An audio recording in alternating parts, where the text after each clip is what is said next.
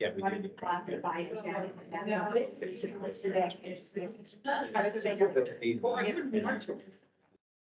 That's why I called it the other gas. We're all plans and two. I guess. So it's okay. I'll switch. Get done with that. Yeah.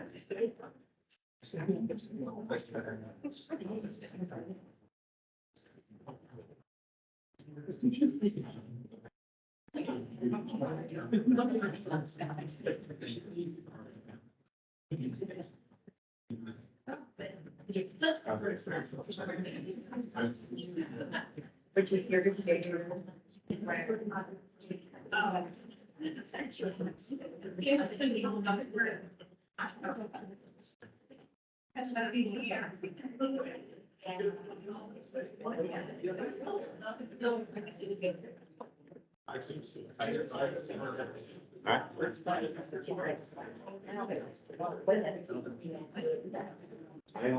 I get anxiety. But I won't be afraid about it. If you're feeding off my energy, it's a little more chill right now than I was. Thank you.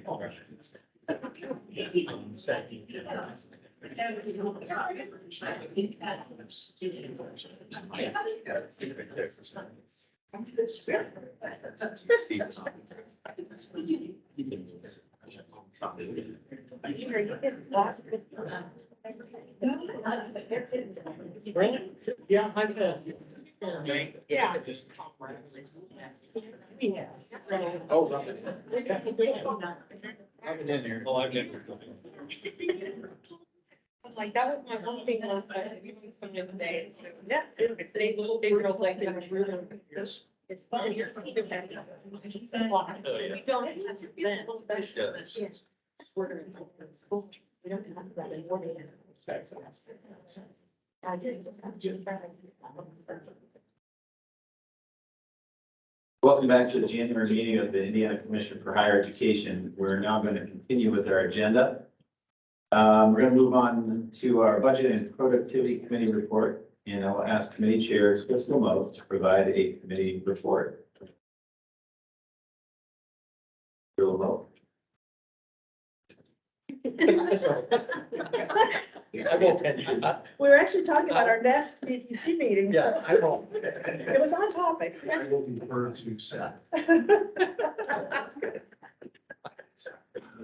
Thank you, Commissioner Member Lamone. Members of the commission, thank you so much. Seth Hinshaw, CBO Commission for Higher Education. Real quick update on Activity Budget Productivity Committee. We met last Thursday to review and discuss metrics for our prospective outcomes-based performance funding formula.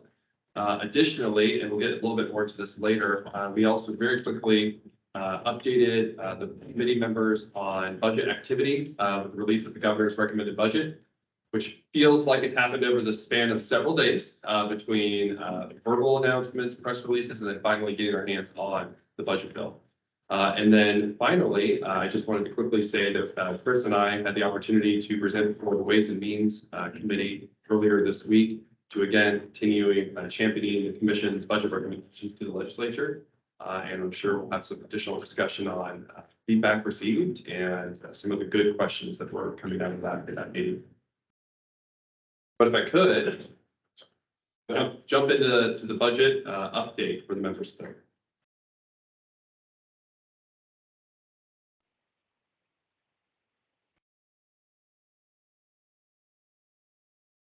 So I'll start off with maybe a somewhat new slide. I don't know how often the commission in the past has talked about the revenue forecast process or what those outcomes look like from the state budget committee. But I just wanted to quickly highlight for you that it has become very, very clear that strong revenues are the new norm for the state of Indiana.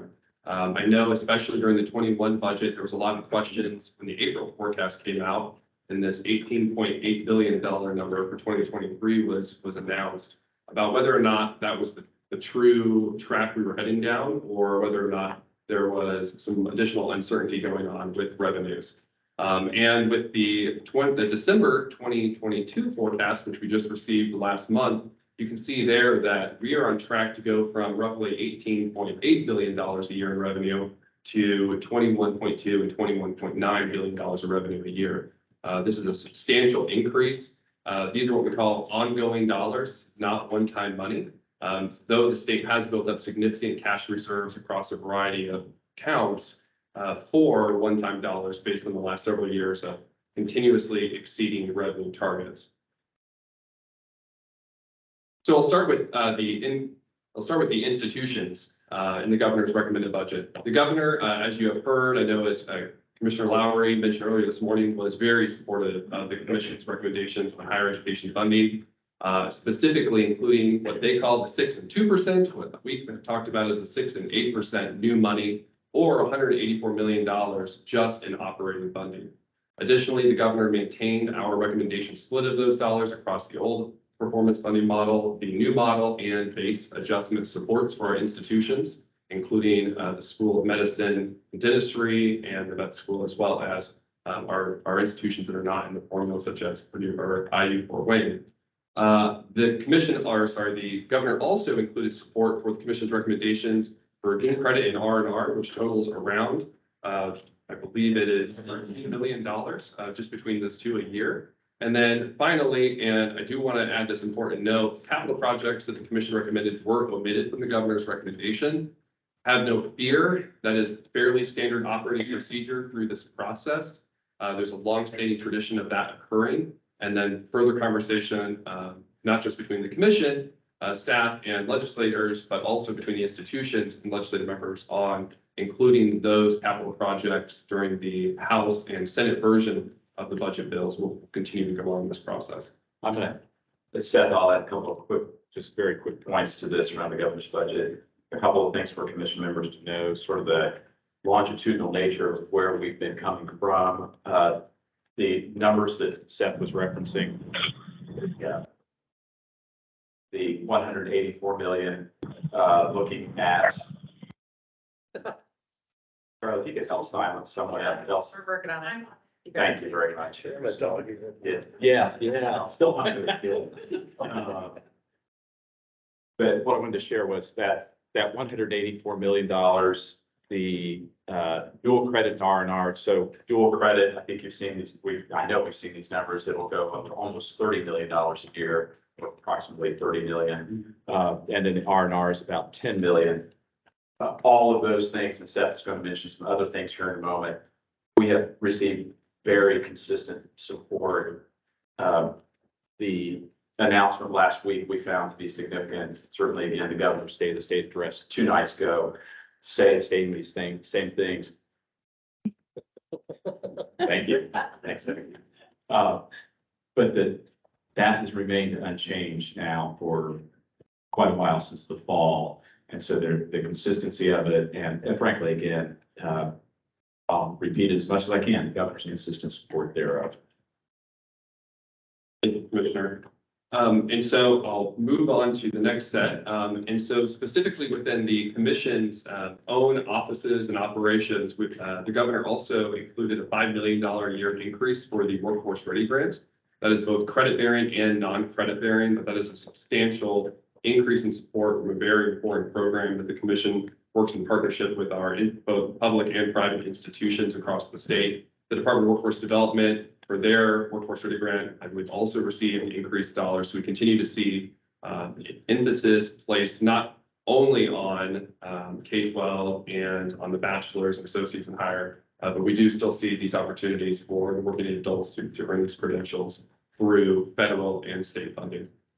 There was $2 million a year increase in support from the EARN program, which is in partnership with the Indiana Chamber. And as a reminder, this is an effort for the state to help support employers as they open up internship and work-based learning opportunities at their locations for what was previously just college. We've actually now expanded it to high school students as well. All of this is in an effort to engage students earlier with employers and also hopefully drive outcomes with that retention if we connect them with employers earlier on. And then I won't belabor this point, but I would be remiss if I did not share that from an agency operating perspective, the governor also provided significant support to the commission and just the operations of our agency, including a number of items, so a few new staffing positions within the agency in some key areas, dollars for marketing and communication outreach, 21st, or a restoration of the 21 budget bill, operating reductions to the commission. Some of you who were here at the time may recall, there was a roughly 10% administrative reduction on the commission's funds, and those have been restored in the governor's recommended budget. And then finally, the commission participated with the state personnel department, which was tasked by the governor to embark in a compensation study of state employees. The first tranche of this rolled out over the summer and early fall with most executive branch employees. And then the quasi agencies such as the commission and a number of separately electeds, the courts, et cetera, came in at the very end of the year and implemented those changes as well. And so financial support for those changes will also include the governor's recommended budget.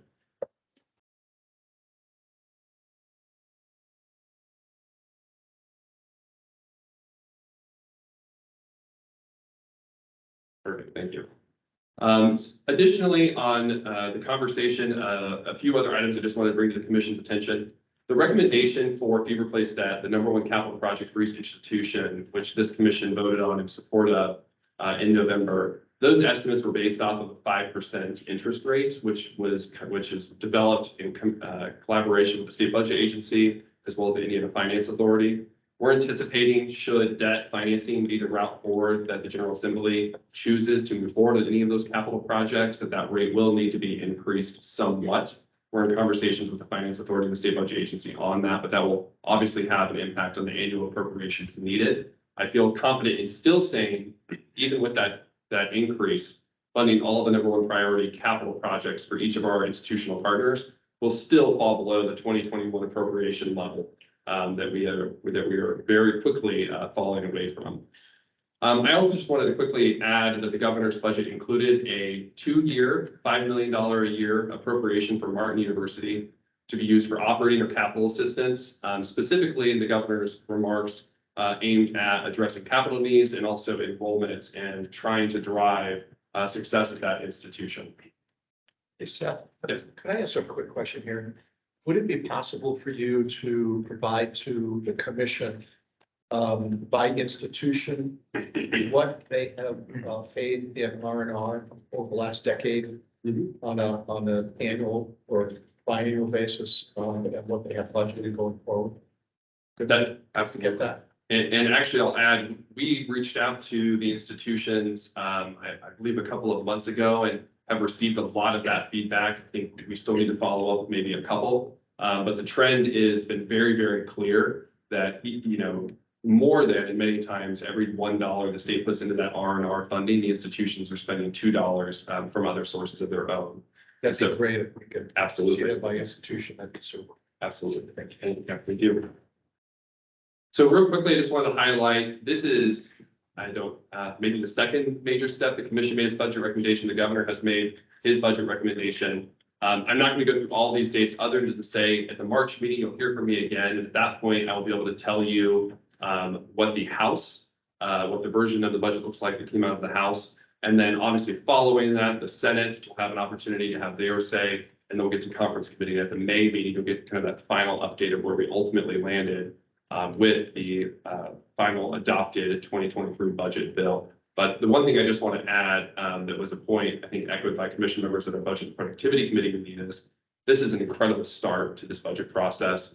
It is, to say it is a historic reality that the governor fully supported the operating requests of the commission. I think this is very important to know, but also important to note, this is a long process. We're 2 steps into that process.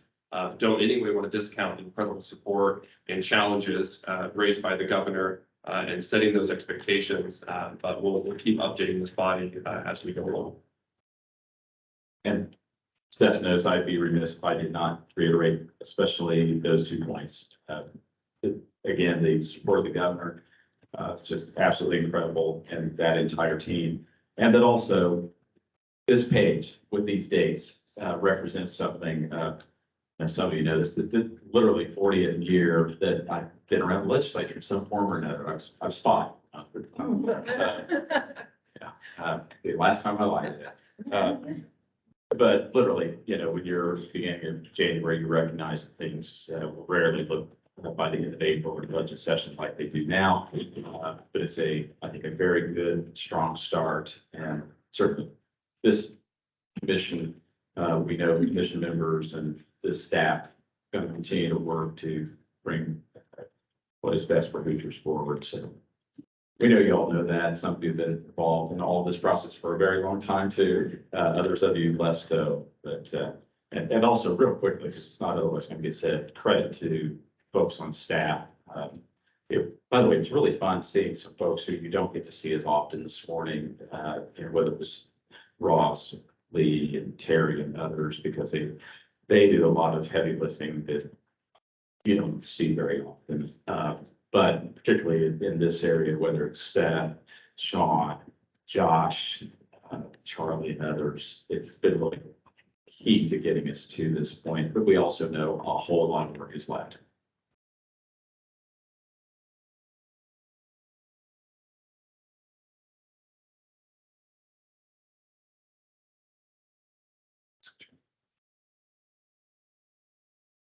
Sure. Seth, you ready to kick the next one off? Is that right? If you're ready for it, Mr. Chair. Yeah, let's go ahead. So this is the voting item on the agenda that we're going to hear about next. So Commissioner Lowry, Seth, and Sean Tierney are going to provide us with an update on the outcomes-based performance funding metrics. And before we vote, we're going to have a little moment for comments from any institutions that want to make a comment and from members. So go ahead. Thank you very much, and you'll excuse me, I offered to Sean because of the seating arrangement we have for now. I might kick it back to him every now and again, but I think especially as we have questions. And really, I just want to start by saying the incredible team effort that has gone into this work, the number of working sessions, impromptu, scheduled otherwise, amongst the senior team at the commission has really been an honor to be a part of. And I'll get into some more notes and appreciations once we turn them. So I wanted to start real quickly by heading us into this slide, which you would have seen parts of from the commissioner's presentation earlier this morning. And really what we're highlighting here are those three key areas of enrollment, completion, and the economic piece, which is really the research and graduate retention that we're focused on. And the reason we want to show it this way is, one, it was a nice graphic. And I think it's, graphics are very helpful in explaining purpose, but also because when we were working on the metrics, we wanted to make sure that everything pointed to these three key areas. What you're going to see today is a number of these items are things you've seen in the past, and most of that's really going to fall into that completion category there in the middle. And part of that is because we understand we're in a transitionary period, but part of that is because we know in order to make progress towards the overall goals of the state, we have to continue to improve upon completion. And so we're going to basically walk you through those metrics today, walk you through these components, how we think that the weighting for those components by institution type makes sense, and then look forward to a very robust discussion. So you heard, go ahead. You want me to lead off on these slides or? I'm happy, it's up to you, you're the boss, Chris. Fine. So, yeah, I will make a couple of quick comments because they really pertain to where we believe all of us, based on feedback from legislators and business leaders, all of you, community leaders, our institution partners and others, where we can take this state. And I think it's significantly important to note that because in the enrollment, especially where we've disaggregated it by traditional college going rate and then by our adult population, you saw some new numbers this morning when you saw the adult. A lot of information that everyone saw around the college going rate. Early summer, we made a whole lot of noise about it, as you know, and it garnered very, very supportive attention, if you will. And now you saw it from the adult. There are two numbers that I take away when I look at those at the front end of the talent pipeline. We've talked about the 12-point decline in college going rate. So that's youth over the last 5 years. Well, it's 15 points in the last 10. So that one I'll speak to 15 points in the last 10. if you looked at the chart that was given to us around the adult population, it's a 10-point decline in a decade. As our friend Katie Jenner would say, let's don't admire the problem, let's get after it. So that's an oversimplification of what goes into these things. And starting with and reversing the trend of what we have seen in the college going rate with youth, it was 65, it's 53. Let's set the goal to get back to at least where we are. We know we can be there as a state. We have been there as a state. And so in partnership with folks like Katie Jenner, superintendents, principals, counselors, and others throughout the state, that is where that primary focus is on the college going rate of youth. And then we're beginning to better understand the adult side of it. As you saw a brand new report focused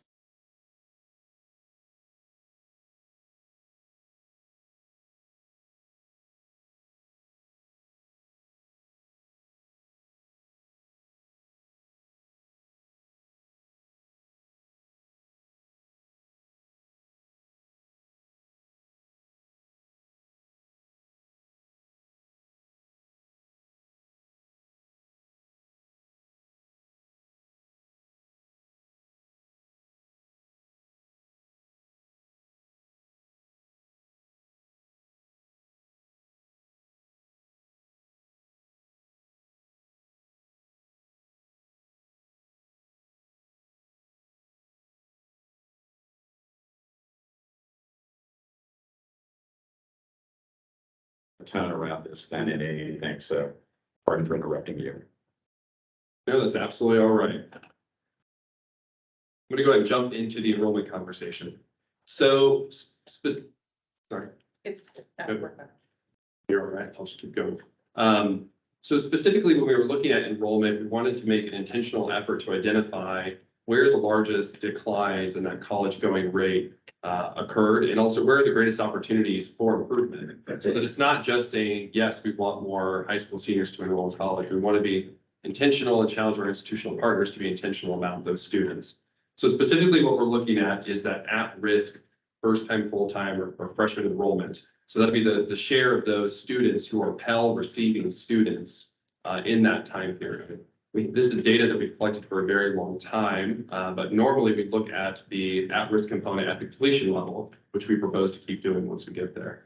But whereas 53% is the statewide going rate, it's less than 40% for our low-income Hoosier students. So we believe that as institutions target and invest effort and resources into driving the enrollment from that share of students who are Pell receiving and low income, it will bring up the overall college going rate of the student body.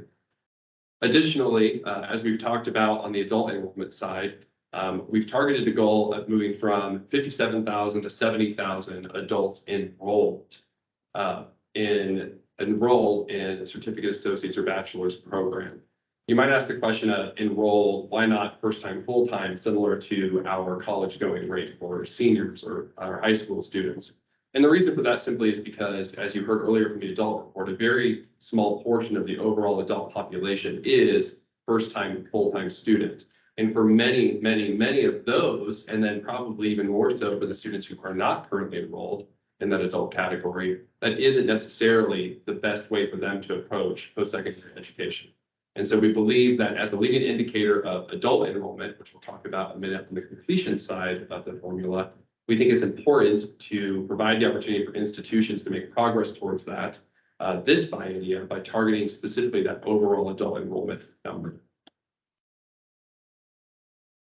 So much of this should look very, very familiar to the members of the commission that have been around for several biennia, or to those that were here 11 months ago or 10 months ago when we were at the same facility and I gave a primer to kind of kickstart this process. Completion. The legacy model, the old model, is largely a completion-based model. And so we retained much of that here. And we'll get to this in the very end. We also believe that it should maintain a lion's share of the weight of this new funding for many, many reasons. But most importantly, as I stated previously, in order for us to make progress in overall attainment, individuals must complete. And we also know, as we were discussing at the state budget committee hearing, based on some communication and feedback from and questions from members, there's a concern about still overall, on-time completion, 6-year completion, overall completion. And so we don't want to move fully away from that. And so what you'll see here is most of these metrics are things that we have measured, analyzed, and tracked for several biennia. We're adding to that this new adult completion category. And an adult completer is exactly what it sounds like. It's an individual who's 25 or older at the time of completion. And essentially the purpose here is we would like institutions to be more intentional, to focus more resources and effort towards specifically that adult population. The commission outlined earlier several initiatives that we are spearheading, both at the K-12 and then also at the post-secondary level, that we're trying to partner to grow things like the growth of the College Core, improvement in the completion of credentials from those who have just taken a few dual credit courses in high school. And so we believe that we will also meet the institutions in this effort to try and elevate those measures of completion. Again, many of these are things that we've been working on for years. I want to talk a little bit about STEM, because STEM completion is probably the most complicated of all the completion categories, at least as far as the data that goes into it. There's a very robust list of programs by zip code that we count as STEM. And that's something that the commission needs to and will continue to update over time. I think we've had a pretty stagnant list for several years.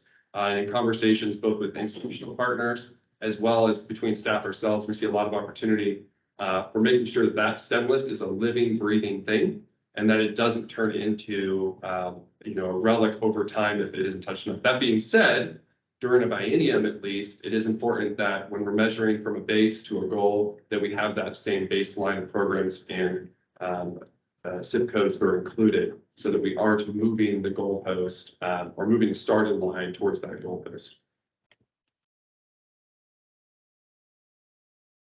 And then finally, for that third category of metrics, the economic. So you heard Commissioner Lowry say that Indiana is 14th in the country for attracting students from out of state, and we're 40th in the country for retaining them. We believe we can and must grow our retention of those graduates. Many of you may have heard or seen or received Chris's note of all the items that the governor specifically called out within the Christian higher education. Graduate retention was the one that he continued to bring up. He brought it up, I believe, at the State of the State, brought it up at his unveiling of his agenda in conversations for the last 9 months on outcomes-based performance funding. That is one that keeps coming up no matter whom we're talking to, whether it's legislators, staff, philanthropy, business. Everyone is concerned about brain drain. And so while we completely agree and embrace the reality that our institutions are not solely responsible for this, business must come together, community organizations, state policymakers, everyone plays a role in this process. But we believe and I think feel called to include this as a metric by which we assess the ability of our institutions to help us make progress on this goal as a state. One thing I want to note, and I'll ask Sean maybe just for really quickly, and especially for the questions, is the data availability. That's really been the sticking point for this metric. The commission embarked on a process several years ago with the census and our institutional partners to pull together graduation data and population data and merge those two things. And they called the PSEO. Sean, can you remind me what PSEO stands for? Post-secondary employment outcomes. Thank you. It's a dashboard that the Census Bureau manages. They update it fairly infrequently, about once every 3 years. They use 3-year cohorts, and they look at 1-year, 5-year, and 10-year post-graduation outcomes for employment. What's fascinating is they don't just do this, they actually don't do this statewide, but they do it institution by institution, and they actually go into pretty specific program detail as well. So not only can you say, how does Ball State's graduate retention compare to another institution, you can say, how does Ball State's nursing program compare to USI's nursing program, as an example. For the purposes of what we're discussing, though, the idea is from that full university look or institution look, 1 year post-graduation, where are they? So we understand that we have a good starting place. The PSEO data has been very helpful as we've been communicating with legislators. We just had a very in-depth conversation with one following our budget hearing, in which we're trying to schedule time to sit down and walk through that data. But we realized for performance funding purposes, it does have its challenges, namely that it's a 3-year update. We have limited access to that data outside of the dashboard, which is public facing. So what we are recommending for this metric for this biennium is that we identify the baselines using that data. We update the commission when the next round of that data comes out, which I believe is this year, if I'm not mistaken, for the next round of data release, which will be just 1-year data, not 5 and 10, for the most recent cohort.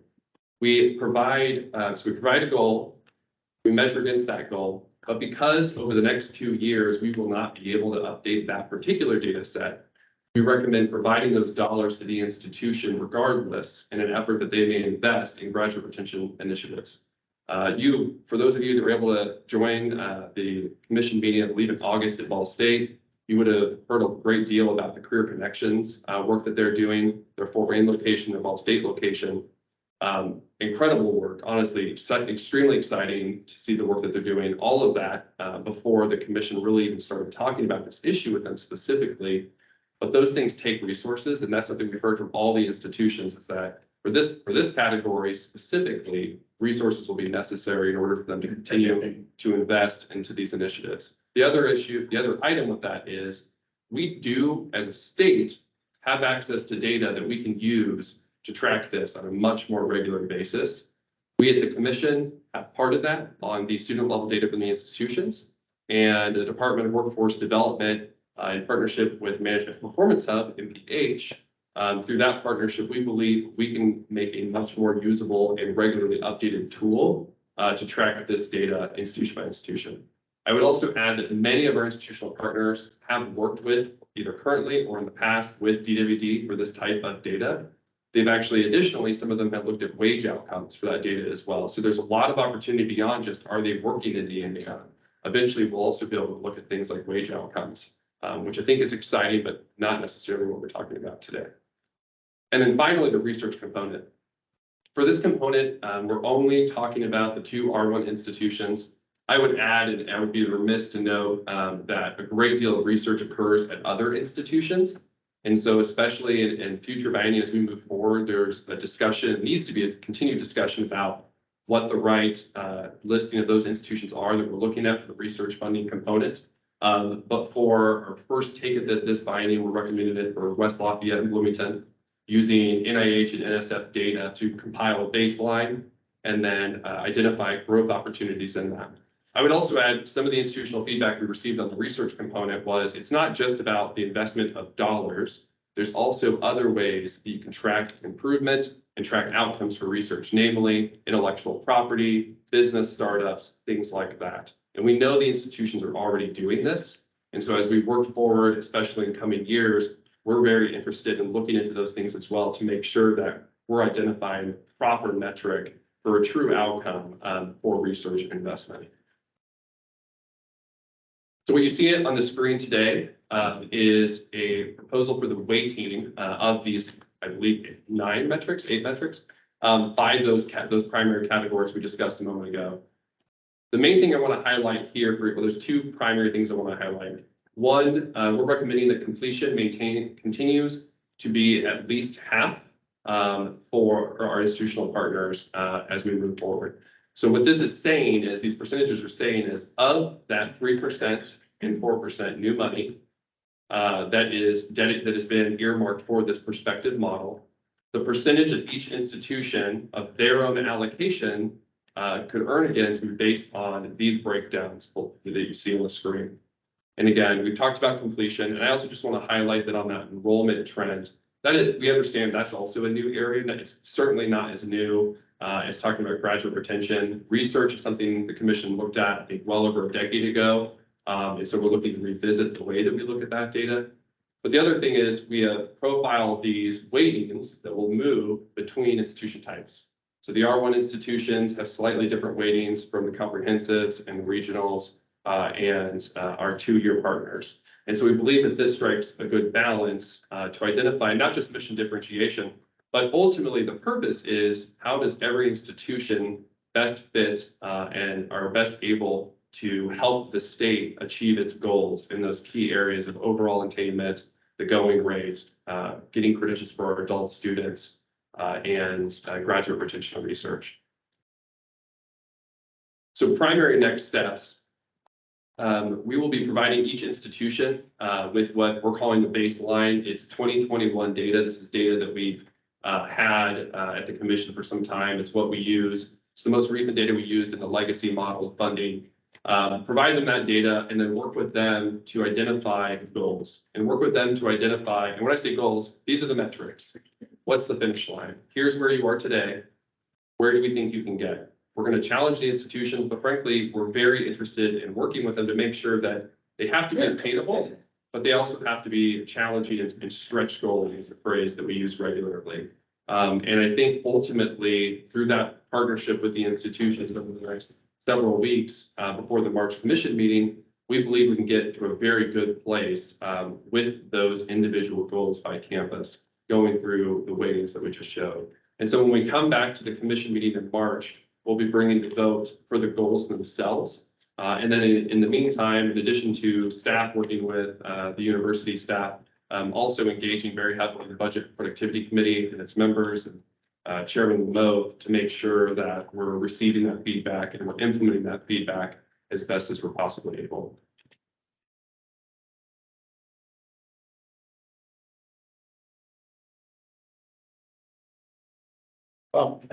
Just a quick comment. Seth, appreciate your and the team's work on this. There's a lot of work that's gone into this. And as Seth indicated, there's still work to be done on this. I think we will probably have an update in our February commission meeting prior to the March Committee meeting. commission meeting to vote on this. I have just one thing that I have. As much as we've been working on this, there's a word in here that just drives me crazy. It's guaranteed. And on the economic metric, I'd be a lot more comfortable. I'm not comfortable saying to our partners, there's guaranteed funds that are going to come. What I would like to say is that those who come forward with a plan and works with the commission in collaboration, and there's a plan that they are implementing, then they would be eligible for funding. But I think to get on top of this goal, which is involved when there's only so much I think our higher education partners can do. There's a lot of work that's got to be done by IEDC and Indiana Chamber and other entities to create an environment where people are hired here in Indiana out of our higher education system. But having said that, I do know that the higher education partners, there's any number of things that they can do to significantly improve their graduates getting hired by Indiana from small, medium, and large. And I would like maybe to have some kind of mechanism where they're eligible for this metric and funding, assuming they've got a plan that they have presented and we've said, hey, this makes sense and we want to work with you. I think that's a phenomenal idea. The only thing I would add is, I did not mention it earlier, I kept the budget update remarks just to higher education, but I did just want to add that the Indiana Destination Development Corporation also receives substantial funding support from the governor. And I know this is work that they're currently engaged in, the brain drain and graduate retention piece, not just with the commission, but with IEDC and with our institutions as well. And my hope is that, to your point, Commissioner Lima, that we'll be able to all hands on deck this issue as the state of Indiana, not just as the commission, not just as an individual institution, but it really is an across the board effort to address this issue. Thank you. That's a good point. The IDDC, I think Elaine Beadle says, if you wouldn't want to visit someplace, you wouldn't want to live there. And one of the things I want to do is talk about a lot more about the great things around the state of Indiana. And an example would be the Career Center that you mentioned earlier. I was with Jim McEntee that runs that the other day. And he talked to a student at Ball State who wanted to be, I think, in the medical device industry. The student was asking me about Zimmer. No, I didn't, had not heard about Zimmer. But where would you like to be in the country? Well, with a really good company. Well, Zimmer's a good company. Just giving them as an example, because it might have been one of the other ones there. Would you like to, what's the community like to live in? Well, I want to be near water. Have you ever seen Winona Lake? No, I've never seen Winona Lake. You know, we have to be able to wrap around these other things in these communities and throughout the state to be able to show off what we have much better. That's all part of a good salesperson will be able to do that, not just to look for a certain number and look at selling everything in a community. And I think that's a neat thing to see that's going to be happening the way everyone's working together. So thanks, Seth. Okay. Before I call the vote, are there any institutions that would like to make any comments or any questions for us?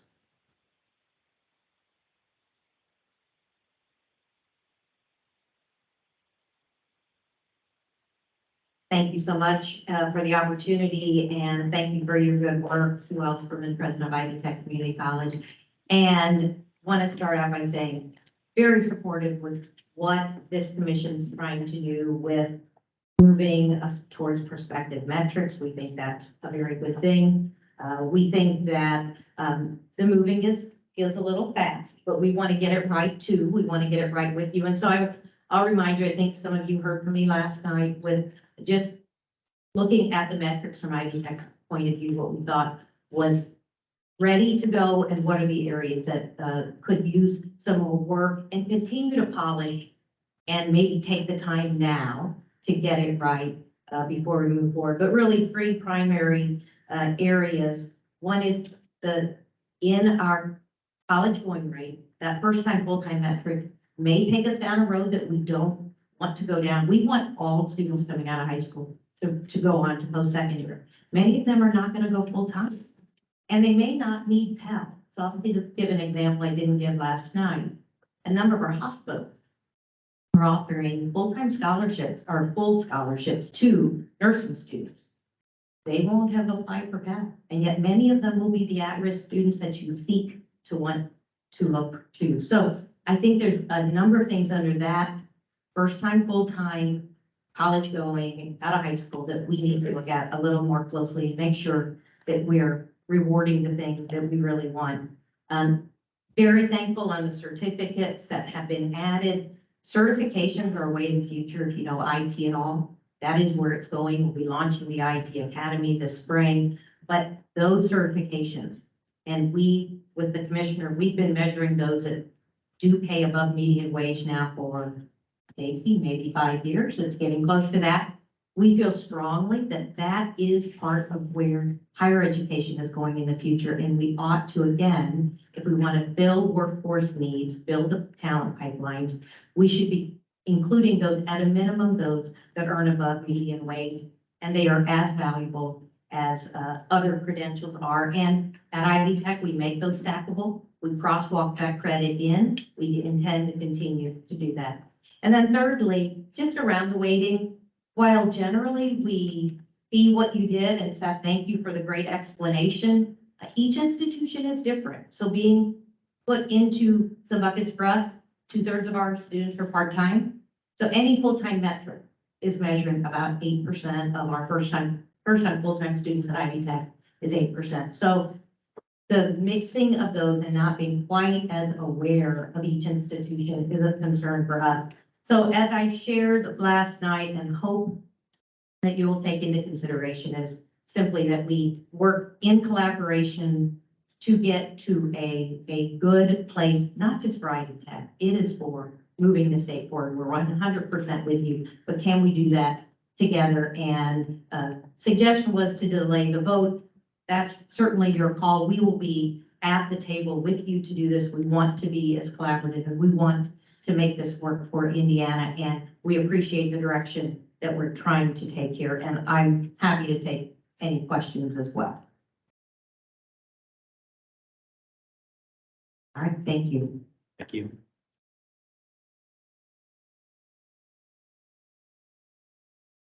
Once again, I find myself following President Nelson and saying, you know, But I certainly, again, applaud the effort. It's a big job. It's important work that you're doing. It's important work for our state and for all of our institutions. And to be honest with you, we've really not had time to even digest the information that's been shared with us to understand what it means for our planning going forward.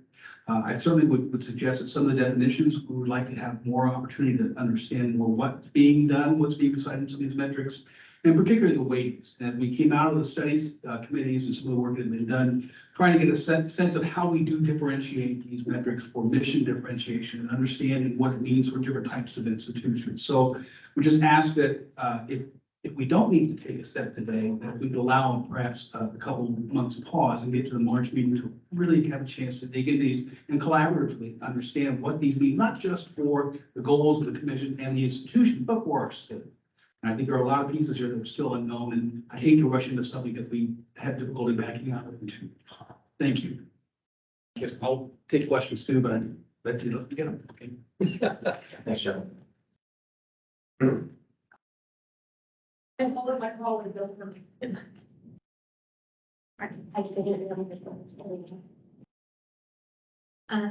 Thank you for the opportunity to share our thoughts today. I have a statement from President Burns, who wishes he could be here, but is traveling today. But certainly, as we hear some of the comments, I think one of the theme that you'll hear from his statement is certainly just the appreciativeness that we have to each of you, Commissioner Lowry, as well as staff and the staff, for the partnership and collaboration that you have all had with us. And we certainly applaud the commission in taking these steps. And so I'll read President Burns' statement and then be happy to answer questions.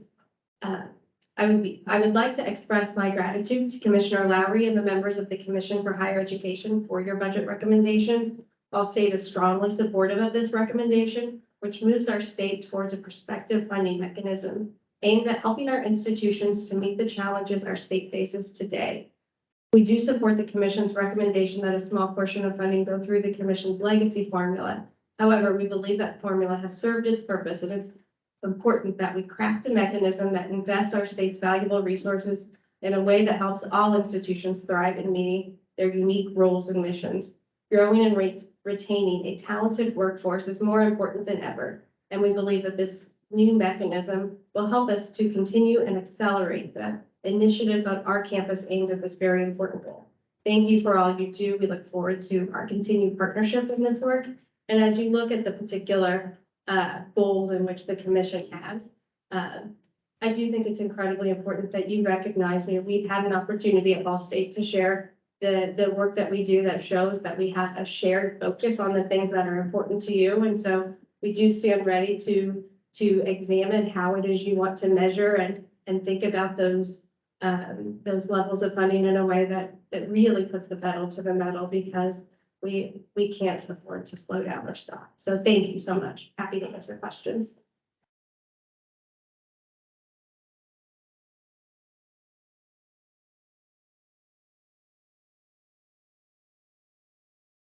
Thank you. I'm Diane McKee, and I serve as the Chief Financial Officer at Indiana State University. And thank you for the opportunity to offer comment. And on behalf of President Curtis, I'd like to express our appreciation to Commissioner Lowry and the commission members for the development over the past several months of this new proposed outcome-based funding formula.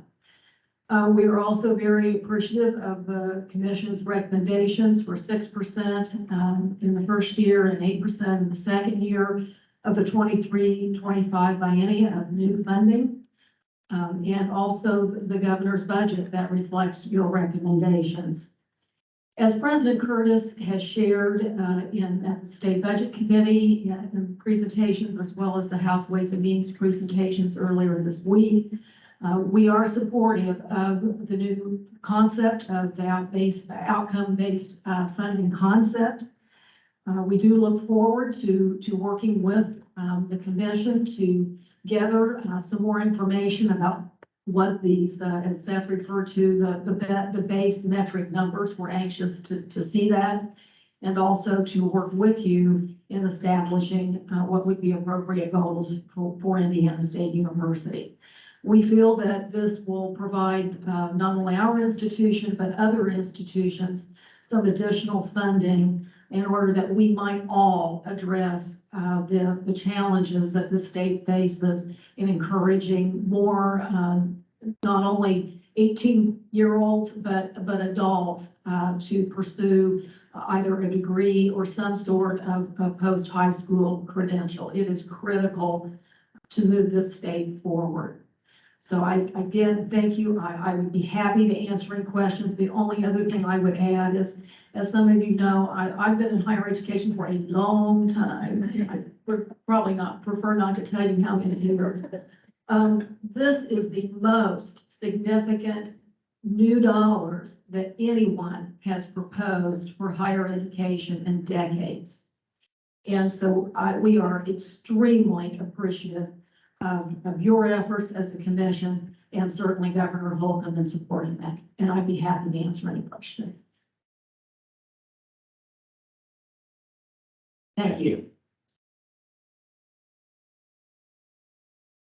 Good afternoon, Trevor Crowley, Indiana University. I'm going to try not to be redundant because we largely agree with what's been said. I think this is, from our perspective, definitely a step in the right direction. I think not just for the institutions, but for the commission, for the state as a whole.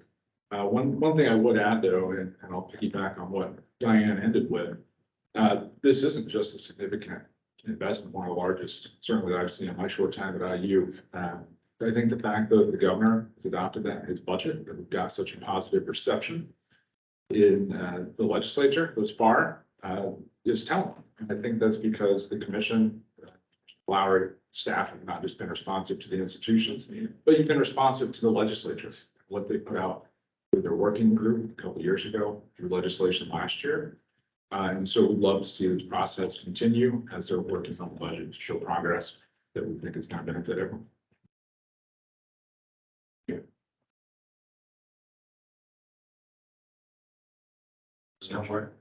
Yeah, go ahead. Mr. Chairman, I would just like to make a couple of quick comments. One is that, we enjoy a great partnership with our higher education partners in this state. From my perspective, Indiana has been a leader in performance-based funding, which has had, I think, a significant impact at the time that I have been involved with the commission. I'm going to encourage my colleagues that we move forward with this. I think it sends a message to the legislature that we're committed to moving forward with this strategy around performance-based, critical focus higher education. But also, I will tell you, as chair of the budget committee, we still have some work to do. There's still work to do, still some meetings to have before we button this up with all of our partners. So there's still meetings to come, and future sessions will be talking about the progress, and ultimately, as Seth indicated, we'll be voting on this, I think, March. So there's still work to be done between now and March, but I think it's important to send a message to the legislature that we, as an organization, and our partners are committed to a performance-based component of higher education funding. I also think it's critical that while we're talking about 6% and positive money and growth, there's still a long way between today and sine die. And it's going to be critical for all of us in our individual institutions and collectively as a commission for higher education, that we're carrying a very consistent, clear message to our legislators that we're fully behind this, and we really want to see this enacted. And so I just wanted to throw in my encouragement that we move forward with this, because I think it's critically important. Thank you.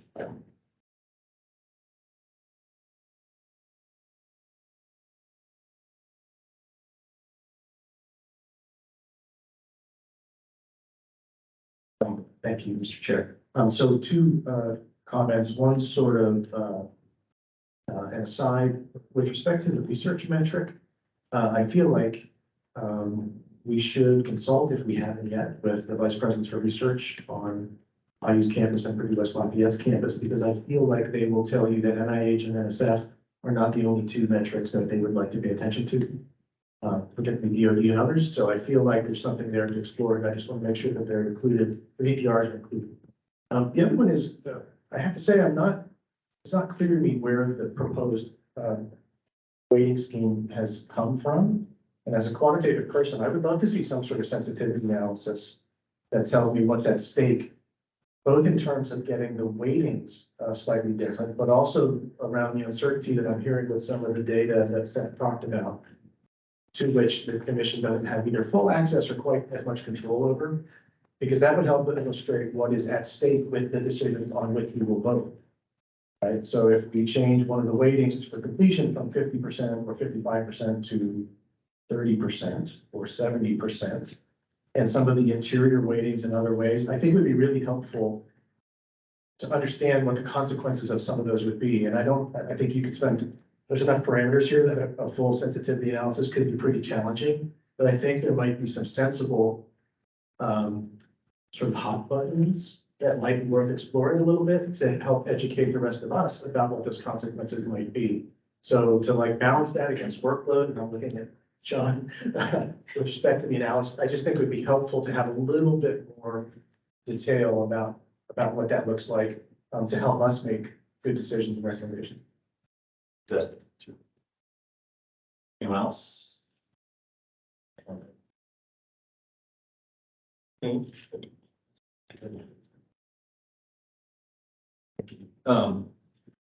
I guess I have a question, and maybe let me make a statement and see if this is accurate. So in some respects, I think, even though the question hasn't been called, correct, Jed?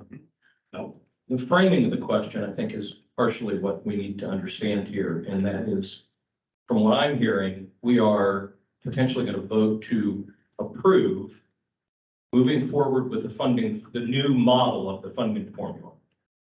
And express our approval for that, and the enthusiastic approval for that, given the framework of what we've all been discussing, and especially given the momentum we have right now coming off of recent issues. What we aren't necessarily doing, and it sounds like what we'll do in March, is to approve the specific details of that. Yes. Is that accurate? Because if that's an accurate description, then I'm all for it. But if I think there's more information that everyone's saying we need to have to make sure, not that we aren't all working together, and we have great faith and trust that we will get to those correct metrics before we implement, but you may have been going to say that, but it was just in my head, so I just wanted to make sure that it's clear. Thanks, Neil. One quick question. So as we go through this process, and thank you, Dan, for the clarification. I have the same question, but as we move forward, I turned it on, sorry. As we move forward down this path, will there be a process in this final approval in March where if there's new certificated programs, new degree programs, they can get added then to the formula, or how this is going to work?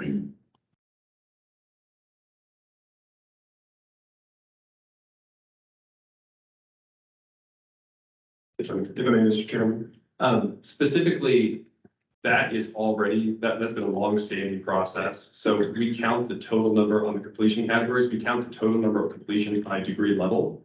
So if you are adding new programs, which the academic affairs team and Ken works on, and you're completing students in those programs, those will get counted as they always have.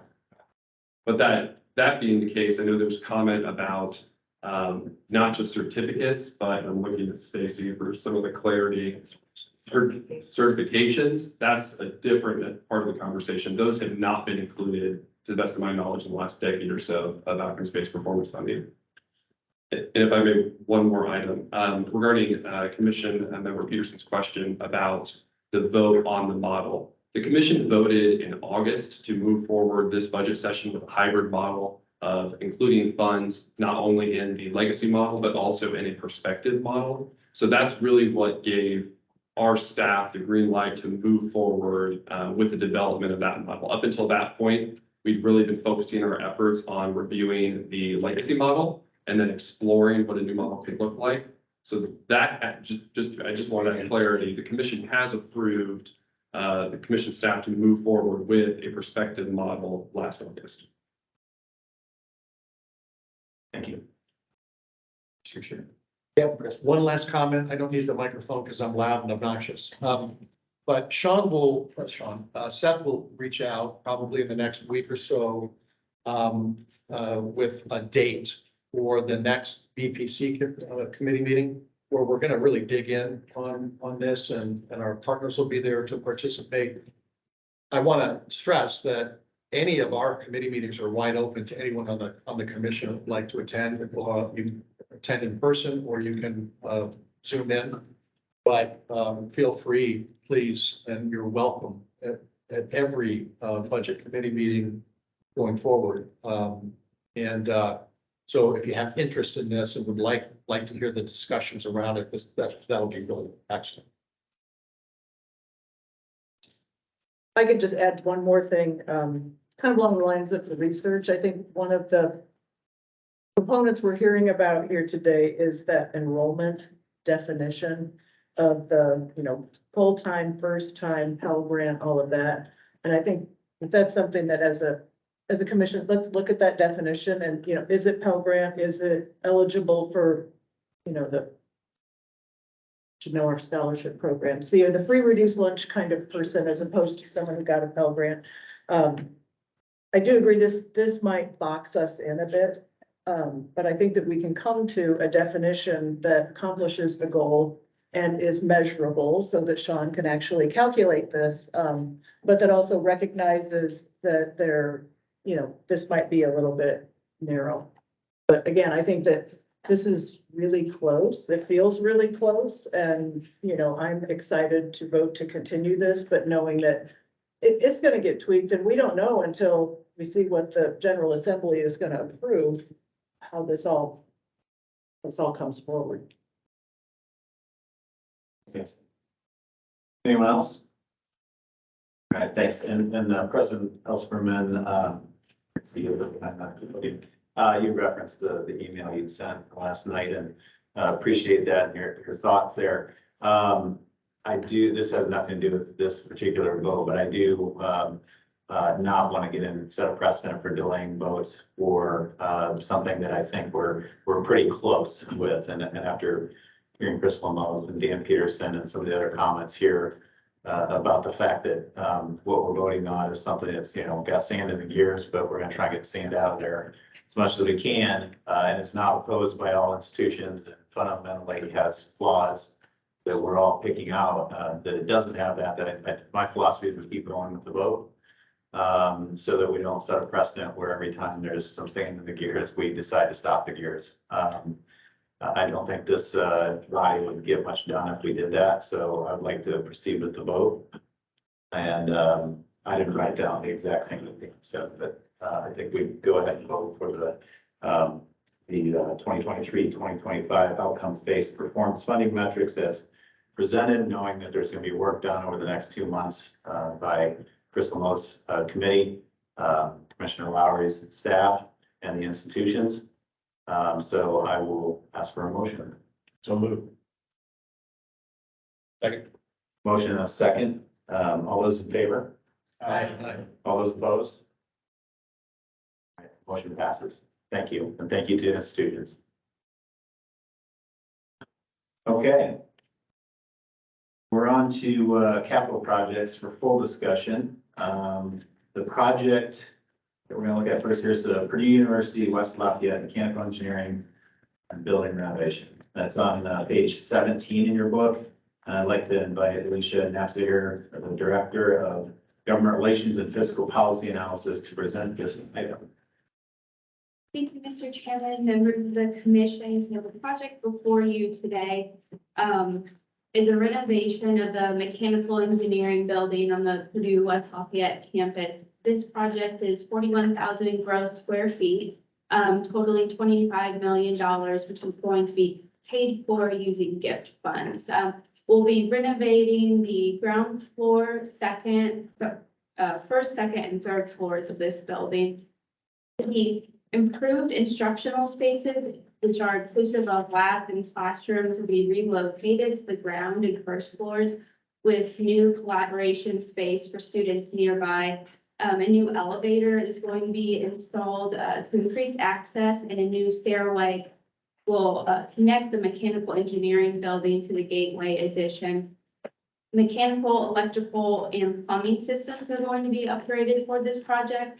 And two pieces that I do want to point out that contribute to the higher dollars per gross square foot and assigned square foot are the addition of that elevator. And then we are going to have glass windows and storefront that are being added to areas of the ground floor. This project builds upon the College of Engineering master plan to accommodate enrollment growth through the renovation of multiple facilities over a period of time. The renovation is also in alignment with the university's space administration strategies, and it will result in an increased space efficiency and flexibility while also accommodating more students per assigned square feet. While I was presenting this project, I got a couple of questions. One of those around how much of this building is assigned to instructional space, and the total building, about 60% is assigned to instructional space. That's classrooms and labs. And then there's also some study space in there that makes up that 61%. I also want to point out that the mechanical engineering program has seen increased enrollment by around 60% in the last 10 years. It was also asked of me what the breakdown of students in mechanical engineering are. And about 25% of the students, the undergrad students in mechanical engineering, are resident. About 14% are international, and then about 61% are non-resident. I do want to also point out that if you look at our applications, the applications that we received for fall of 2020, we had only 18% of those applications are from residents. So if you look at 25% resident students, we're only receiving 18% of our applications from resident students. So with that, I am happy to answer any questions that you may have. Questions, and Seth, you're gonna provide a staff recommendation for us. Thank you, Mr. Chairman, members of the commission. Following the Budget and Productivity Committee's review of this capital project last week, and especially considering the source of funding, which we are always excited and philanthropic in nature. And I especially also want to thank Alicia for her responsiveness to questions of both commission members and also my own. She's been an absolute wonderful partner, especially in this last year of Purdue Capital that we've been going through. But with all that being said, staff recommends approval of this project. Thanks, Alicia. Thanks, Seth. All right. So moved. Yep. Second, can I say that I happen to be a member of this department and can attest to the need for a refresh. So, very much in support of this. So do you need to recuse yourself? I've said conflict of interest in a very direct way on this one, but We'll note, how about you just recuse yourself since you're made those statements? sure. Dr. Greger will be recused from this vote. A motion, I need a motion. So new, second. All those in favor? Aye. All those opposed? All right, the motion passes. Congratulations. May I ask Seth a question, because I always forget to do this, but has this body ever not approved a capital funding project? That's funded by sources that. Yeah, Being here 13 months, in my 13 months, we have not declined to review a capital project funded through gift funds. I will have to do some digging on the overall history of the review process and get back to you. I'm not entirely certain. I mean, I know why to do it Typically- because it's in statute. If it's not gonna be approved, if it's not recommended here, it would have been told at the budget committee. And Yeah. so it's probably pretty rare for them not to be approved by the full commission. That's right. But there could certainly, Again, I can't recall the situation, but I'm sure over time there have been some modifications that took place as a result of the budget activity committee. Curious minds just want to know. Well, I would also add that there's a pretty extensive process in statute for capital review in its entirety. So before they come to us, they go through their own board of trustees, obviously, and I'm sure there's a much longer institutional process that we're not engaged in. Following the budget and productivity committee and the commission vote, it'll actually go to the state budget committee next, which is a group of larger legislators in the state budget agency, and finally goes to the governor. So there's 4 or 5 different groups and bodies that look at it along the way. And so I think what that does is, frankly, the further in the process you are, the more things have already been addressed before it gets to you. And as someone who for 4 years attended all of those state budget committee meetings, I can tell you that was the case very often. Great question. Probably gets the greatest scrutiny at the institutional level. I would assume that when they're clamoring, especially for operating reserves or maybe not gift, I don't have a lot of insight into that side, but especially in the operating reserves, I would imagine there's a great amount of planning, 10-year master planning that goes into a lot of the capital projects. And in those rare cases where that's not the case, I think that's also where you see a lot more discussion and back and forth, both at the committee level and the full commission level.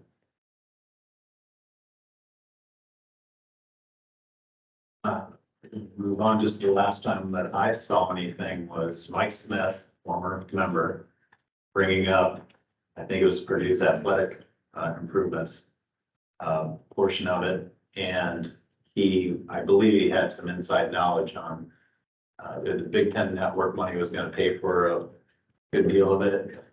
But I believe also that Mike knew that the Fox Sports Midwest that owned the rights to that, they had some tie-in, they were on the brink of bankruptcy.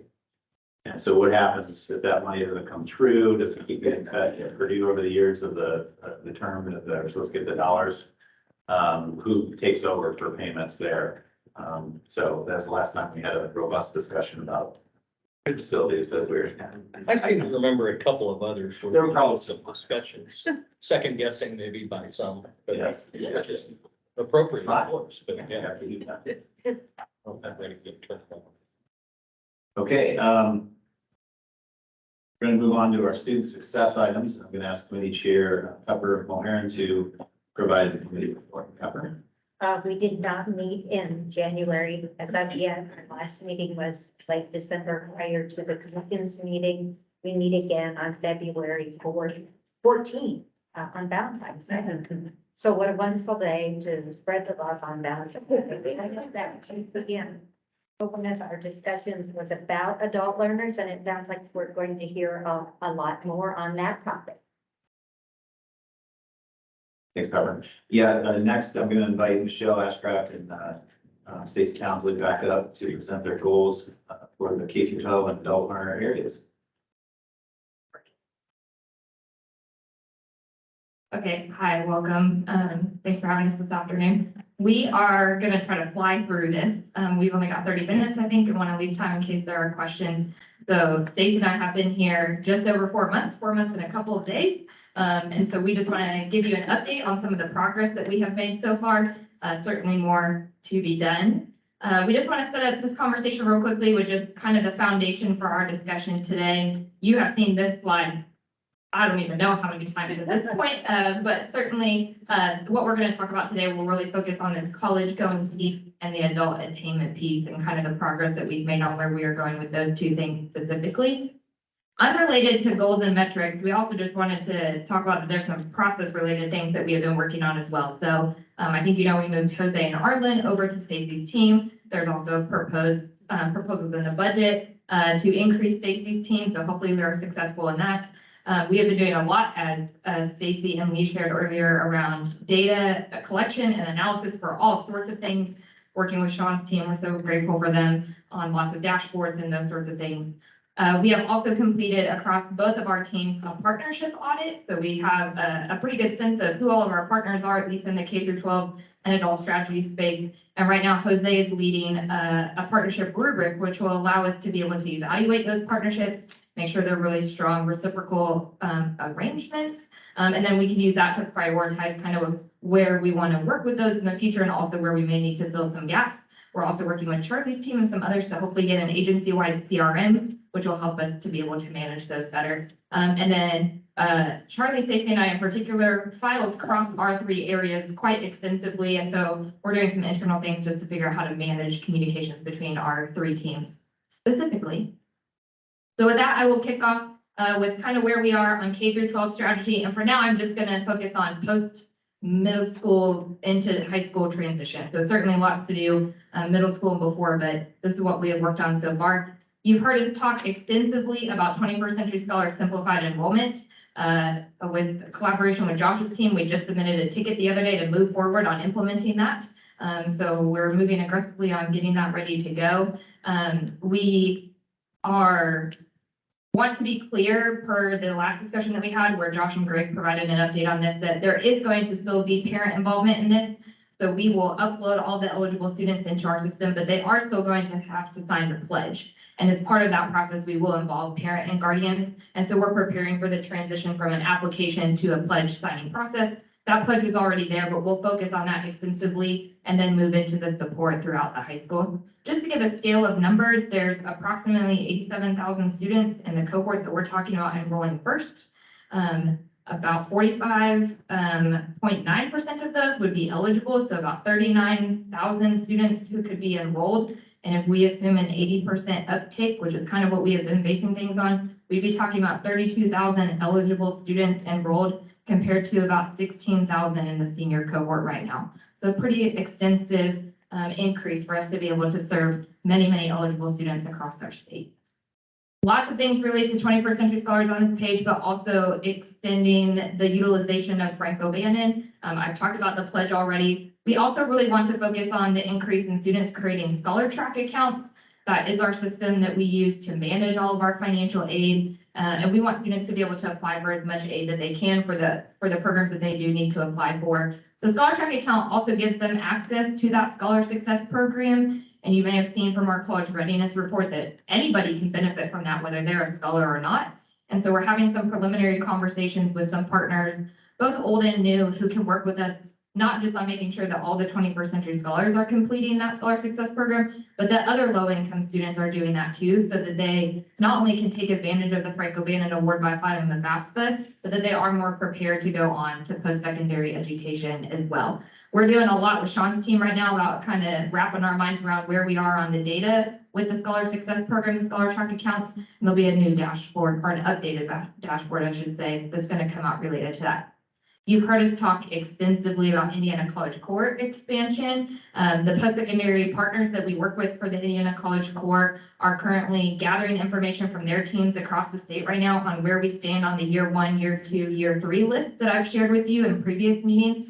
And we're meeting at the end of this month to kind of wrap our heads around where we are currently and where we can go forward. So we will find out which high schools are already working with someone on the path towards offering the core, and where are the gaps and who can we assign to make sure that we can fill in those gaps so we can achieve that growth over the next 3 years. We also, you're going to see here on a couple of slides at the Education Value Convening that we held in December, announced some pretty robust FAFSA filing goals. We want to get to 60% FAFSA filing this year and 65% next year. That aligns with kind of our big goal of 60% attainment post-high school and then getting back to 65% going rate. And so we're actively talking with partners about that. Shortly following this meeting, sometime next week, Allison, so grateful to her, is working with us on doing a press release around that so that we can get the word out that we really want to focus on FAFSA filing this year. And Lee, thanks to him, has updated our dashboard. So we're ready to share the data and to work with partners to do that. FAFSA will certainly allow us to make sure that more students are going to utilize that Franco-Bannon grant. And I just want to call attention to Josh's team's good work on also making sure that we can capitalize on the Next Generation Hoosier Educator Scholarship dollars and trying to offer as many awards for that as possible.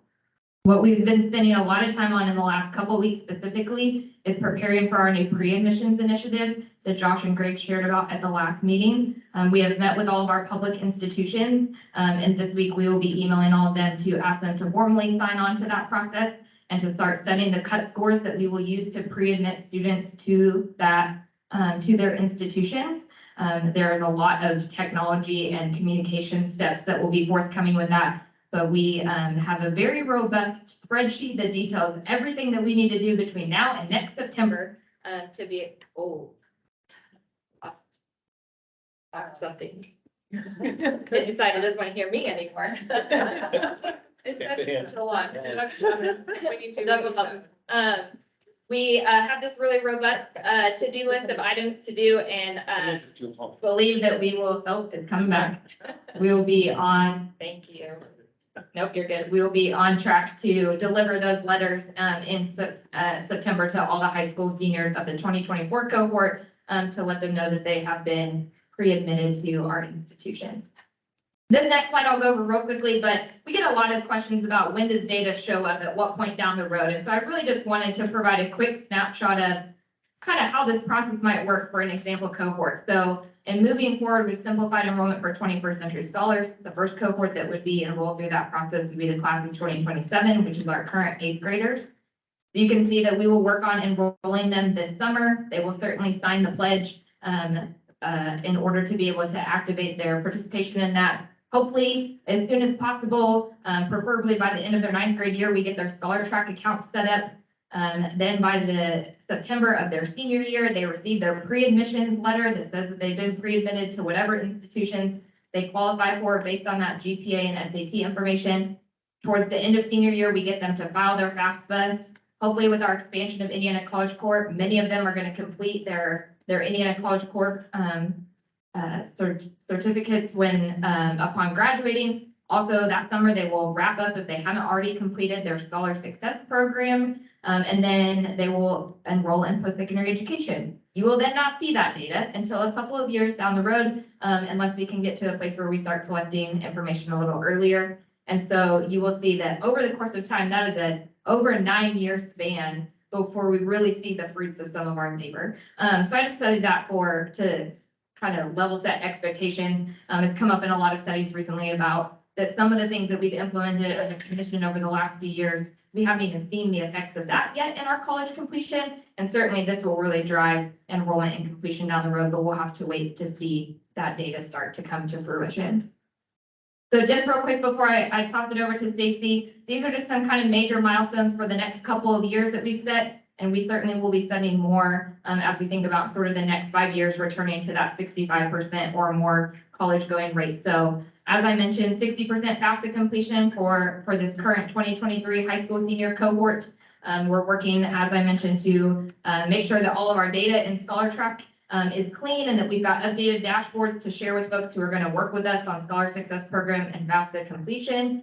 We will begin enrolling students into 21st Century Scholars this summer, so starting with the 2027 cohort. Then in September, we'll release the first round of pre-admission letters to the high school seniors in the 2024 cohort. We hope that they have a 65% FAFSA filing rate, and we'll be working with those current 8th graders to get them to sign their pledges and create Scholar Track accounts. We're hoping for at least an 80% uptake with that, and then continue on our journey to get all 521 high schools to offer the Indiana College Corps. So with that, I will turn it over to Dr. Townsend. And real quickly, as Michelle does that, I'd also be remiss if I didn't just share very quickly that both chambers of the legislature, both parties, I've heard from different folks, all of the separate 4 subgroups, a lot of support around not just dual credit, but the emphasis on intentional outcomes like the Indiana College Corps. It's broadly supported, and that's a positive also as we go into the session. Well, I'll say this just right off the bat, the adult strategy space is by its very nature less structured than the Michelle space. And not to say that Michelle has it easy, right? But we don't necessarily have the captive audience that we do at, for example, 521 school corporations. However, we do know that because based on data and the research, we do know about the common challenges that face adults as they consider whether going back to school or even going to school for the first time. And barrier removal, as I've mentioned before, is at the core of everything that is we're doing around adult strategy. So depicted on this slide are 3 buckets of work, really, that will shape what I and my team and others are doing over the next couple of years and beyond. Those buckets are foundational infrastructure, a special population focus, and then really as we think about larger scale outreach and engagement. And of course, this is not a linear process per se, but again, each of these pieces will be building on each other, and we're just going to get started, right? So in addition to the team and partnership and processes work that both the K-12 and adult strategy teams are pursuing, that foundational work that we're getting going on is really taking another look or closer look at the funding mechanisms that we have that support adults. We will be having, for example, with the Workforce Ready grant, outcomes data by program submitted by the institutions by mid-month this year. And in partnership with DWD and GWC, we'll be looking at, the overall program list and the eligibility requirements and maybe some, ways that we can continue to refine that, along with hopefully some infusion of additional dollars. The adult student grant, we have looked to the adult student grant to fund the Workforce Ready grant on the commission side of things. So hopefully, again, with the influx of dollars, and how are we in consultation with Josh and his team and the post-secondary institutions, what are the parameters, the eligibility parameters, what are some of the processes related to that might make it easier for adults. Another foundational piece, and again, I've mentioned this before, is credit for prior learning. And a key piece that we're going to kick off here early spring is really thinking about that phase 3 of the work that started during the pandemic, with the support of CARES Act funding and the philanthropic dollars, where we were legislatively mandated to create a clearinghouse of credit for prior learning opportunities. We're going to move forward on that work. We're going to take it to the next level, so to speak, really thinking about how we can start developing a collective resource. I call it a CPL library, for lack of a better term, but that is sort of the vision there as we think about developing out some statewide policies related to CPL. And then again, I've mentioned this before, the need to collect data on CPL. Of course, that's in close collaboration with the institutions, so what it is we can get, what might we be getting in the future. The second bucket there, again, is special population focus. I wanted to highlight some work that we're already getting started this month. One of those areas is the adult ed and the high school equivalency population providers. Jose on my team is already working closely with DWD in sharing training around FAFSA filing. We will be doing some joint communications to those graduates of those programs to identify opportunities. There are 13,000 HSC graduates a year. That's a population with whom we've not necessarily engaged intentionally, at least in the commission side, I think. Another area is the veterans. And I'll share much more detail about that in the next slide, but that is certainly a focus. We're going to look to it as a blueprint for the work that we're doing. So we're also kicking off a consortium, a planning meeting this month with IDOC as we think about justice-involved individuals. I guess based on the data that I have available, I think we have about 14,000 individuals are imprisoned or incarcerated at prisons that have education programs or eligible for education programs, and about 4,000 individuals are currently enrolled in prison education programs. So there is an opportunity there, and we have the new Pell reinstatement legislation coming online July 1st. So we're working closely with both our public and private institutions as part of this consortium to figure out how might we better serve this population. So that'll be ongoing work. And then towards the end of the year, I think that, again, the goal is to use these as pilots and as blueprints, but would really like to start taking a look more closely about how we're supporting people with disabilities. And so I don't necessarily have goals associated with that, but that is definitely on the radar. And then again, throughout the year and into the next year, thinking about how we can really launch these larger outreach and engagement initiatives. You might remember several years ago, we did a You Can Go Back marketing campaign, targeting those with some college or no degree. That was a starting point, right? We learned a few things. We had some modest return on investment there. But, since then, other states have done similar things, but in an expanded way. And we have the opportunity to apply those lessons. We have an opportunity to think about how we might incorporate shared cost structures, outcomes-based contracting, all these other bigger pieces. Also, as part of that too, and complementary to that, are these larger partner individual campaigns.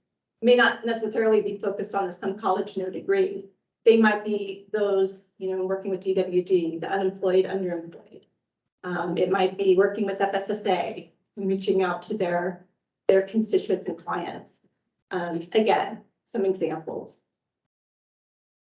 And so again, one of those things that we are really hoping to use as a blueprint is this Veterans Task Force.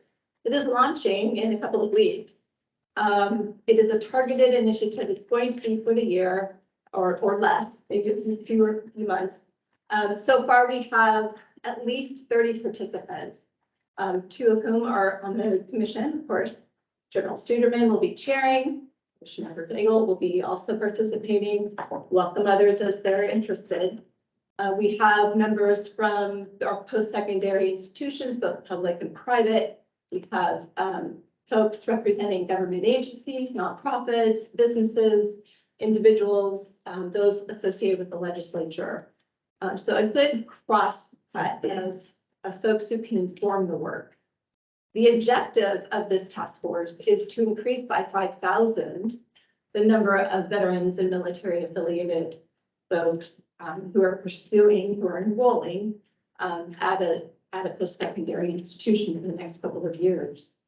I neglected to say that that numbers wise, as we look at Indiana, we have about 400,000 veterans in the state. Of that 400,000, 50,000 are under the age of 40. And we're also, my understanding is we have about 3,500 active who are returning from active duty to the state every year. About 75% of those have some form of credential, but they may not have any college. So again, they're earning through their training certifications. They've had, obviously the training for the military, and there's an opportunity there to leverage that. So as part of the strategy work that we're doing, that each of these strategies listed here have discrete tactics tied to them. They're all about barrier removal. One of them is focused on how can we increase the utilization of awarding academic credit for prior learning for military training. This gets back at your comment, Nancy. Another strategy, and again with a discrete set of tactics and work group, is communication and navigation. How are we pulling together all of these different players and making the learner journey seamless? How are they seeing what's available to them? And so thinking about some of the communication toolkits and the things that we can provide from an education standpoint. And then lastly here, the last strategy listed is around student supports. And this is really zeroing in on enhancing that outreach and awareness and supports for individuals at the campus level. And this is where we're going to incorporate the Purple Star designation effort. So the task force is going to identify the parameters for that designation. I'm excited about it. All right, lastly, just to highlight here some major milestones as we think about numbers. And Seth highlighted earlier, from a performance funding metric goal, we want to increase enrollments from that 57,000 to 70,000 annually at the undergraduate level over the next 5 years. With these other metrics as perhaps leading indicators, right? Outreach and engagement, FAFSA filing, and these other pieces, it's really hard to land on what might be the right number, right? But I'm going to go by the 80-20 rule. And I learned this from Commissioner Lowry, right? That, you know, typically it's around the 20% where you're going to get the most bang for the buck, so to speak, in any effort that you're undertaking. And so I applied that to the metrics and the numbers that we thought about and looking at, you know, taking it, for example, our outreach and engagement numbers. These are not inclusive of any marketing or communication campaigns we'd be doing. This would be directly reflective of engagement through our partners and their respective networks. We're tapping into the veins of their networks. We don't have the capacity to go out there and touch 34,000 individuals in a high touch way, but we can rely on our partners to help us do that work. And so taking that, you know, thinking about the data that are available to us, how many of them might be highly receptive, and we have some insight. We'd like to explore more of the data, but we're going to look at maybe 20% of those that we touch are going to be highly receptive to what it is that we're doing or able to do with in partnership with others. So you see the numbers there. FAFSA filing is again another one of those leading indicators. Again, it's a little fuzzy, but here highlighted is those who are pursuing an undergraduate credential that first year, either if they've been to school before, but they didn't really finish that first year, or it's brand new for them, that first year is one of those indicators. So moving from 125,000 to 150,000 FAFSA filings over the next 5 years seems fairly reasonable. And then again, just, you know, highlighting this underlying supportive infrastructure that we need to get going. Credit for prior learning, the funding, and these other larger outreach initiatives. So I've talked long enough, but if there are questions for either Michelle or me, please let us know. Just two comments. On the justice involved, the Department of Corrections focuses mainly on the prisons, correct? Okay, so that's a long-term stay, and jails are short-term pre-trial community work outlet.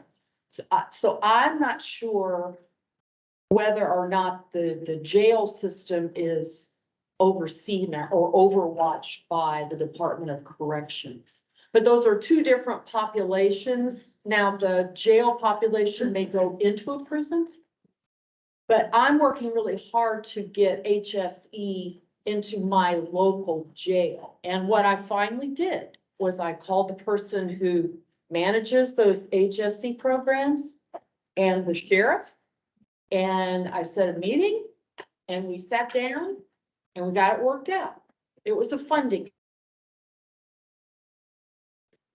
Funds dried up after COVID. I think that's a perfect example of we have the resources. Yes. We just have to connect them. Yeah. Right? So thank you, Sharon. So it's not hard to do.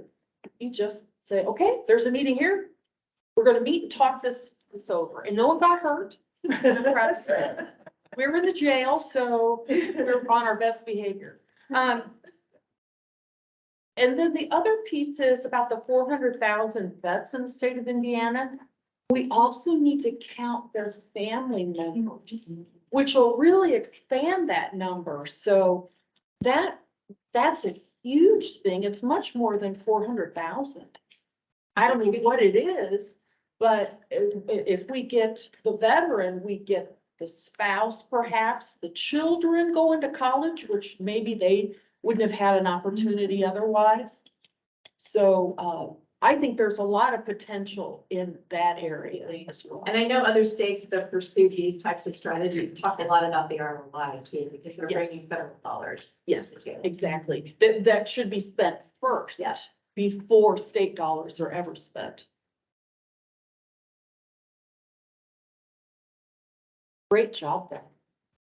If I can share really quickly, I started earlier jotting down, I always like to recognize folks who are putting effort in. I started to jot down folks on the commission, staff who have been assisting us, and I had to stop because I would have literally wrote down, I think, every person. So I also just like to say, like, for all the work that Stacy and I are doing, there's not a single soul, I don't think, across the other teams, across the commission staff who aren't assisting us, and I'm just really grateful for that. In effort to save your time, I'm not gonna list them all, but it was a rather lengthy list of folks who are day-to-day, especially as we're running around busy during this legislative time. We're making sure that we're getting things in order to make these things happen. So I'm just so grateful for all of them. And I'm gonna pull a check and say ditto.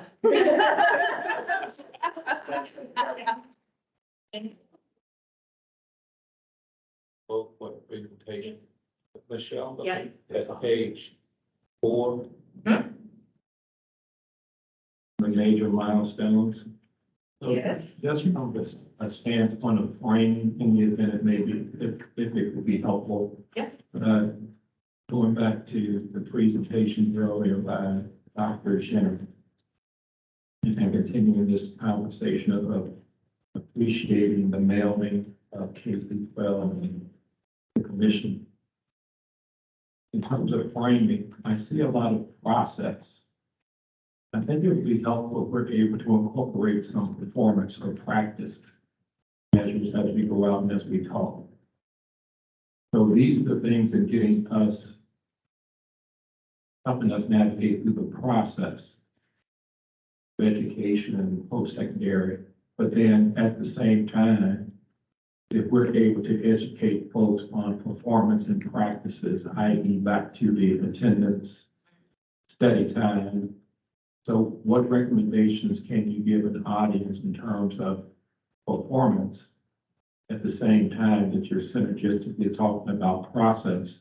In fact, I think if we can straighten out the performance, that at least helps strengthen and advance the process, because I'm more inclined to do these things because at a more fundamental level of handling the performance aspects that gets me ready and has me qualified for these other things. Yes, I appreciate those comments so much. I'm grateful that, as Dr. Jenner mentioned earlier, so much of the GPS dashboard does take into account many of the things that we're trying to work on as well. So really working in tandem. I've started meeting with Jason Callahan every other Friday. And so we are working on getting our teams together, or getting materials ready together for our teams to cross talk about what's going on in our 2 spaces, especially for the outreach coordinators on my team who are out in the field. They've been such wonderful advocates for all of the work that the commission is doing, but also how can we make sure that they're aware of things that are going on the DOE side as well. They're so wonderful about making sure, sort of like what Erica is talking about, that people in our local communities get connected around similar topics. And so I hear you, and we'll definitely be working on that. Thank you. Well, Burger. One question about the pre-admission letter Yes. process. Mm. Could you say just a little bit more about, like, what does that process look like? Yeah. And who are making these pre-admission decisions, and what are the criteria and so forth? Absolutely, yes. So we have talked with all of our public institutions, and we are about to send out some information to them to start formalizing this process. We've communicated to them, so this senior class is the first that everyone has taken the SAT. And because of the new Ed5 work over in the Department of Education, we're collaborating with the Department of Education to get GPA, SAT score, and address information for all of the students. And then we're working with the institutions to set cut scores, minimum cut scores that they would honor if a student was admitted to find some sort of major fit for them. So it can be an and or, so GPA and or an SAT score. They will provide that information to us. We will use our Scholar Track system to upload the DOE information into our system. And then through logic in that system, we'll be able to match students to the institutions that they can be pre-admitted to based on those GPA and SAT cut scores.